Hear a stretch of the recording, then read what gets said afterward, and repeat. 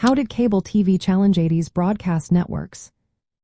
Imagine a world where your television choices were limited to just 3 channels.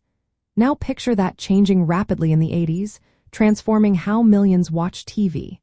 That's what happened with the rise of cable television. In the early 1970s, only a small number of homes had cable, but by the late 1980s, nearly 60% of American households were tuning into cable. This growth was driven by new technology like satellite dishes and fiber-optic cables, which made it easier and cheaper to deliver more channels with better picture quality.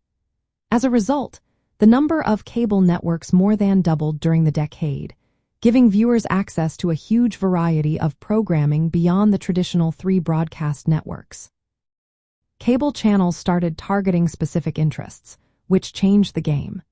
Instead of one-size-fits-all shows, viewers could choose channels like Nickelodeon for kids, ESPN for sports, CNN for news, MTV for music videos, and HBO for movies and original series. This meant people no longer had to settle for what was on the big 3 networks.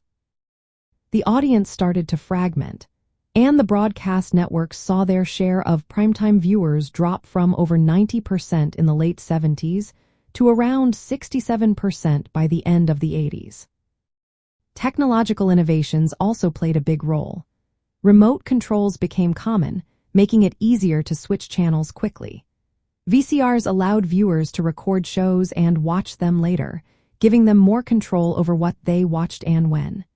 This shift made television more personal and interactive, further challenging the control of the broadcast networks. At the same time, deregulation in the mid-1980s opened doors for cable companies to expand rapidly. The Cable Act of 1984 made it easier for cable providers to build infrastructure and launch new networks. They invested billions of dollars wiring neighborhoods and creating new channels, which increased competition for viewers and advertising dollars. Entrepreneurs like Ted Turner turned local stations into national superstations like TBS, reaching millions of cable subscribers nationwide. This blurred the lines between local broadcast stations and cable, creating more competition for the big networks.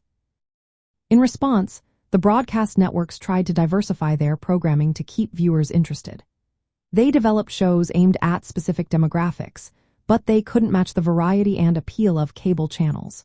The cable industry kept growing, and by the end of the decade, it had fundamentally changed the way Americans experienced television.